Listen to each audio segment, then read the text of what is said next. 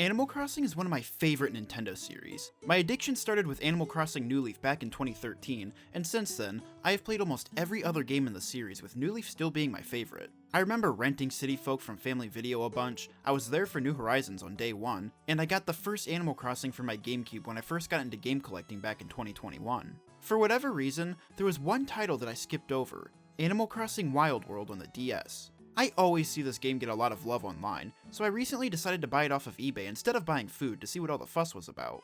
I genuinely do not know why it took me so long to play this game. I guess it's because I hear people complain about how City Folk is really similar to Wild World, but since I played City Folk first, Wild World is going to be really similar to City Folk from my perspective. Why play Wild World when I've already played City Folk, which is basically the same game but with more stuff? That was my thought process for the longest time. As I'm writing the intro to the script, I haven't played Wild World yet. But as I'm doing the voiceover for this episode, a good amount of time has passed and I have played Wild World and have all my thoughts on it, which is kinda weird to think about. Look at him typing away at his little script. So innocent. He doesn't even know he gets shot tomorrow. I'm doing something quite a bit different today. Usually I'm here yapping about a childhood game that I have a ton of nostalgia for, but today I'm trying something new and talking about a game I've never played before. I am finally in possession of a copy of Wild World, which means it's finally time to see what all the fuss is about. Is this a game that people glaze because it was their first Animal Crossing, or is this an entry that's able to hold its own and stand out from the rest of the series? I guess we'll find out! Just to be clear, I think it's only fair to not only judge this game as it stands now that we've got several other Animal Crossing games since Wild World, but also look at it from the perspective of someone who has played it when it was released. I believe it's always important to consider what a game was like when it was first released when forming opinions on it. The game starts off like most other Animal Crossing games where you get asked a series of questions where your answers determine what your character will look like. I was always of the opinion that this is a charming and unique way of character customization that feels so true to the spirit of Animal Crossing, where you don't get to control every little thing like most other life sims, but I am so glad that in New Horizons you can just pick exactly how you want to look. Imagine being a kid and God forbid you answer that the rain is calming, you're moving, and that you have plenty of money, and then get stuck with this abomination. This version is a bit different from the other games because you talk to Cap'n instead of Rover at the beginning of the game. On top of the random conversational questions to determine what your character looks like, he'll also ask for your name, gender, and finally which town you're headed to, and this is where you get to pick a name for your town. This is always the most stressful part of an Animal Crossing game. This isn't like Tomodachi Life where you can change the name of your island at any time. You're stuck with whatever name you pick. I never have any good ideas for what to name my town since I'm terrible at naming things, so I decided to ask a friend for some ideas. I went to my buddy that I keep tied up in my closet and asked him to name my town for me. After all that, the rain will let up, and it's finally time to arrive at our new home.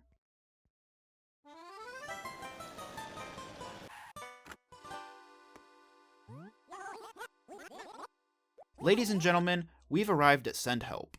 First, I stop at the town hall to get a brief explanation on things, and then go check out my piece of shit house, complete with a tape deck, candle, and hell yes, a cardboard box. After stepping outside, I get enslaved by Tom Nook, who makes me once again work part-time for him at his shop to pay off some of my house. Just like the first game, this is essentially the tutorial section of the game. I have to plant some trees and flowers, deliver items to villagers, mail some letters advertising the shop, and advertise the shop on the town bulletin board. After all the strenuous manual labor, Tom Nook is generous enough to take 1,400 bells off my 19,800 bell mortgage, and then I'm finally done working. Now that my master has freed me, I can take a deep breath and do all the regular Animal Crossing things. Fishing, bug catching, fossil collecting, donating stuff to the museum, chatting with the villagers, and paying off the rest of my mortgage. First impressions are very positive so far. Wild World has a very similar feel to the first game, where the goal of the game isn't necessarily to have the nicest town you can make. There isn't much customization for your town, so you're given a town and you just exist in it. It's super peaceful. Of course, I love being able to spruce up my town. That's part of the reason New Leaf is my favorite Animal Crossing. But older games have a special feel to them when you're forced to just exist in the place you were given. It has the same feeling of the first game, except with new features and quality of life changes. Also, with Wild World being the first game released on a portable system, you can now take your little village anywhere. The gameplay of Animal Crossing fits perfectly with a handheld console. This isn't usually the type of game I binge for hours on end unless I'm grinding for bells or something. I typically play it in small chunks throughout the day or just once a day to check in and see what's going on. This works great for handhelds because while you're out and about, you can just whip it out of your pocket and play for a bit, and then easily put it back down because it's not a game that demands a lot of commitment. It's the perfect game to fill in the cracks of your day when you need something to do. On a lunch break, a car ride, in a waiting room, in the shower, or just general downtime. And then when you're completely done with all your responsibilities for the day, you can just binge play it in your bed and rack up bells and fill out your museum and stuff. Something about this game that I'm not so hot on is the graphics. Yeah, I know it's a DS game from 2005 and I shouldn't expect much, but it's still without a doubt in my mind the worst looking game in the series. 3D graphics on the DS don't age well at all, but I'm sure back in the day everyone was like, whoa, this looks breathtaking. Another thing I noticed right off the bat that made me very happy is that the villager dialogue is still very good in this game. In case you weren't aware, the modern dialogue in modern Animal Crossing games is infamously really bad. New Horizons in particular has the worst dialogue in the entire series,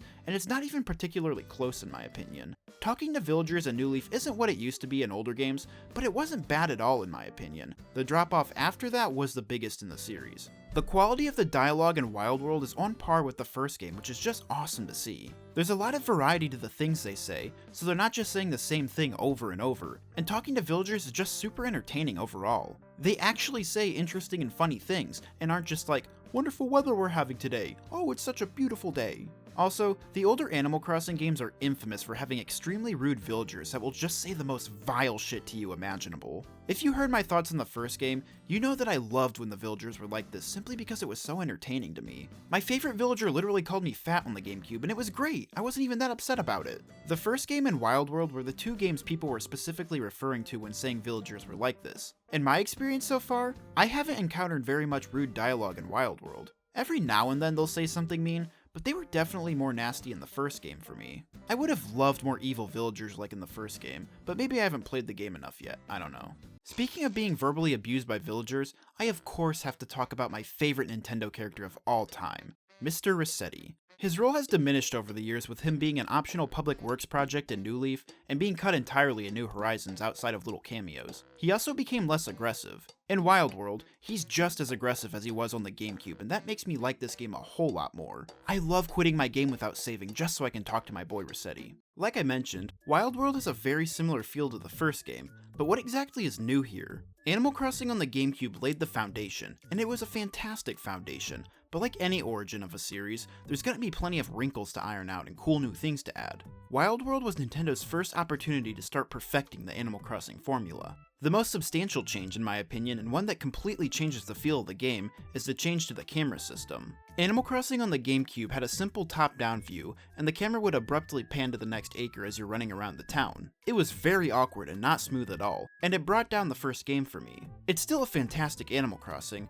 but it was my biggest complaint. Wild World does away with the awkward camera pans and now scrolls seamlessly as you move around, so it's way smoother now. This entry also introduces the rolling log environment that the series still utilizes today, and it's great because it actually lets you see things on the horizon and also the sky for the first time. It makes me feel a lot more immersed in this little town. Something that I'm unfortunately not a fan of at all is that this game is played on the bottom screen of the DS instead of the top. It just feels awkward because I'm so used to DS games being on the top screen. The top screen is solely dedicated to showing the sky, which feels like a huge waste of screen space, especially since we can already see the sky with the new rolling log effect. In New Leaf, the game is played on the top screen, which feels more natural on a DS, and the other screen is used for useful things like the town map and having easy access to your inventory. The main reason Wild World is played on the bottom screen is because it introduced touchscreen controls for moving around and interacting with things, but as someone who exclusively does these things with button controls, it's not a worthy trade-off for me. Moving on to other new stuff, the flower mechanic also received a lot of upgrades. You now have the ability to water flowers with the newly added watering can,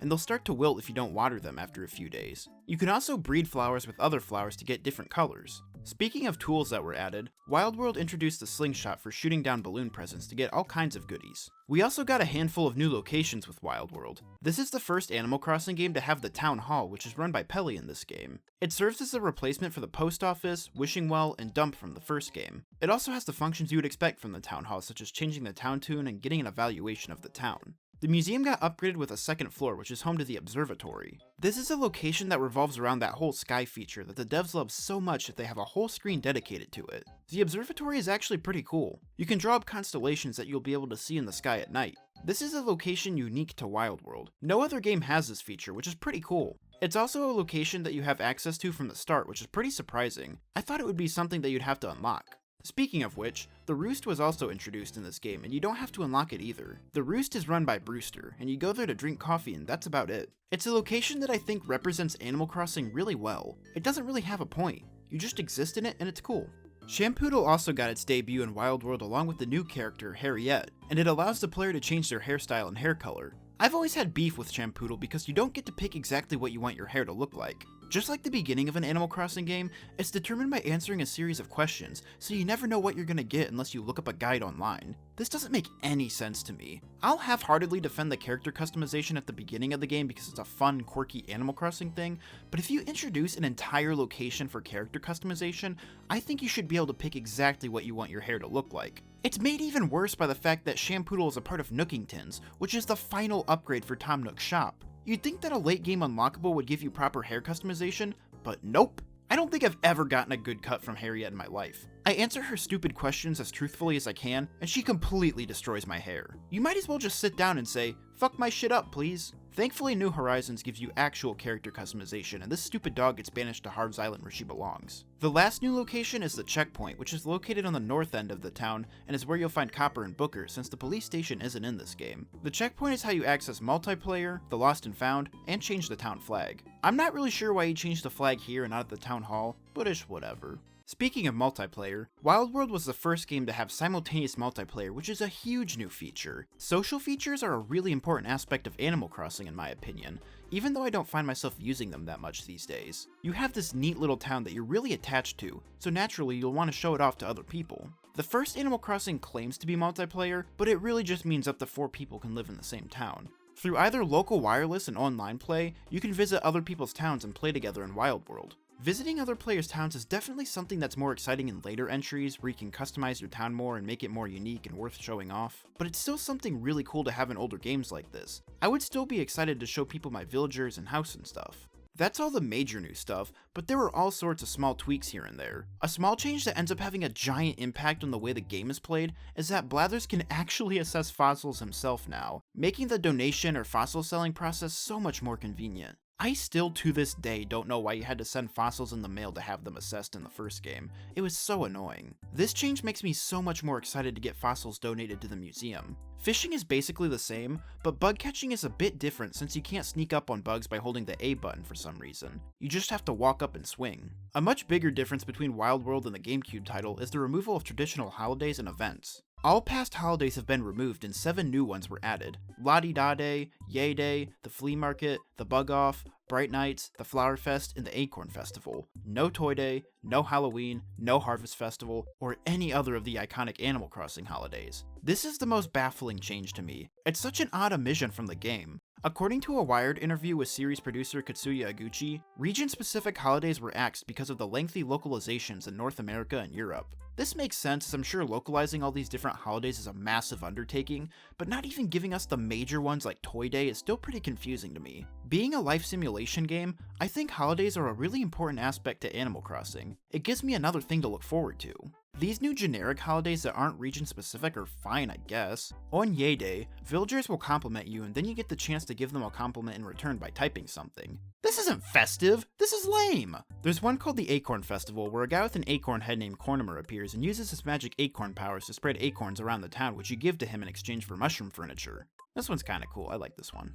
So, what do I think of Wild World? What's my zero nostalgia take on this game? Well, in the grand scheme of the series, it definitely isn't the flashiest entry, but goddamn it brought so many new changes and added a bunch of stuff. I wouldn't say it has a headlining new feature like becoming the mayor in New Leaf or starting completely from scratch on a deserted island in New Horizons, but it still feels like a big step forward for the series. The fantastic new camera system, the flower mechanics, a shitty-ass barber, the roost, and so much other stuff. Not to mention that this Animal Crossing is on a handheld, so you can take your little town anywhere. All this had to be pretty mind-blowing for fans when they first played this game back in 2005. It's honestly pretty disappointing that Wild World wasn't a part of my childhood, but I'm glad I finally got around to playing it. It still has its place in the Animal Crossing series. It's a good game to play when you want those old Animal Crossing vibes of just existing in a small town without feeling the need to customize it. But it also has more modern Animal Crossing features and mechanics. It may be missing some things like traditional holidays and have graphics that are just the worst, but it's still a fantastic entry in the series. And that's all I have to say, so farewell.